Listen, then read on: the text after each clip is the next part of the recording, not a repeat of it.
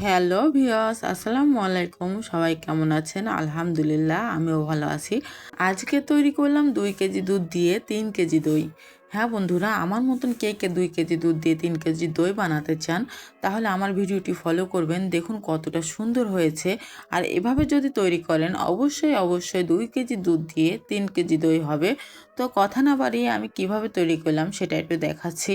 প্রথমে আমি হাঁড়ি নিয়ে নিয়েছি। হাঁড়িতে আমি পরিমাণ মতো চিনি দিয়ে দিয়েছি। চিনিটা দিয়ে আমি ভালো করে ক্যারামেল তৈরি করে নিয়েছি। ক্যারামেলটা পুড়িয়ে ফেলা যাবে না একদমই।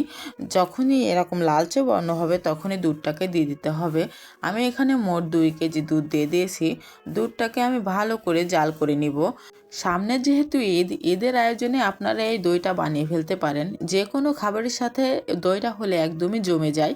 তো কথা বলতে বলতে আমি দইটাকে নেড়েচেড়ে একটু ক্যারামেল ভেঙে নিচ্ছি। ক্যারামেলটা ভেঙে আমি ভালো করে একটু জাল করে নিব। আমি দুধটাকে অল্প একটু কমিয়ে নিব, তারপরে দুধটাকে ঠান্ডা করে নিব। তো দেখুন আমার দুধটা জাল করা হয়ে গিয়েছে। এরপর একই চুলার পরে আমি একটা গামলা বসিয়ে দিয়েছি, আর যে পাত্রে আমি দই বসাবে সেই পাত্রটা একটু গরম করে নিচ্ছি। এরপর আমি দুধটাকে নেড়েচেড়ে ঠান্ডা করে নেব। দুধটা ঠান্ডা হয়েছে কিনা বোঝার জন্য আমি একটা আঙ্গুল 15 সেকেন্ড ডুবিয়ে রাখবো। যদি 15 সেকেন্ড দুধের ভেতর আঙ্গুলটা রাখা যায় তাহলে বুঝতে হবে দই বানানোর জন্য আমার দুধটা একদমই রেডি হয়ে গিয়েছে। এরপর আমি টক দই নিয়ে নিয়েছি। টক দইটাকে একটু ভালো করে ফেটিয়ে নিচ্ছি। কোনো প্রকার পানি থাকা যাবে না। এরপর দুধের সঙ্গে টক দই মিশিয়ে নিব। আমার ভিডিওটি যদি ভালো লেগে থাকে অবশ্যই লাইক, কমেন্ট, শেয়ার করতে ভুলবেন না। আপনাদের একটা লাইক, কমেন্ট এবং শেয়ারে আমাদের আগ্রহটা বেড়ে যায়। কথা বলতে বলতে আমার টক দইটা মেশানো হয়ে গিয়েছে। এবার আমি একটু ভালো করে ফেটিয়ে নিব।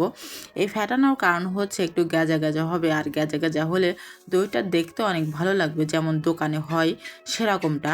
তো দেখুন আমার ফেটানো হয়ে গিয়েছে। এবার আমি যে পাত্রে দই বসাবো সেই পাত্রে দুধ ঢেলে দিচ্ছি।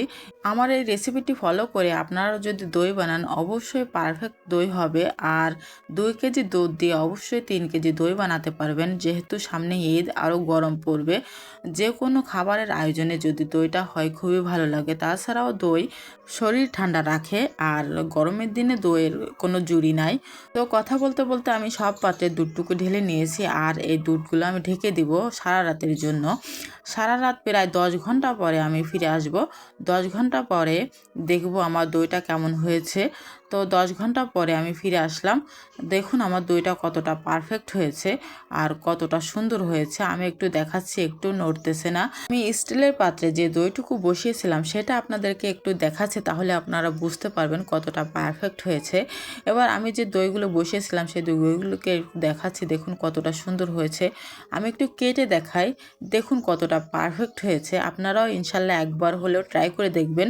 সবাই ভালো থাকবেন, সুস্থ থাকবেন, আর আমার জন্য দোয়া করবেন বেশি বেশি করে আপনাদের জন্য নতুন নতুন ভিডিও আনার জন্য। আল্লাহ হাফেজ।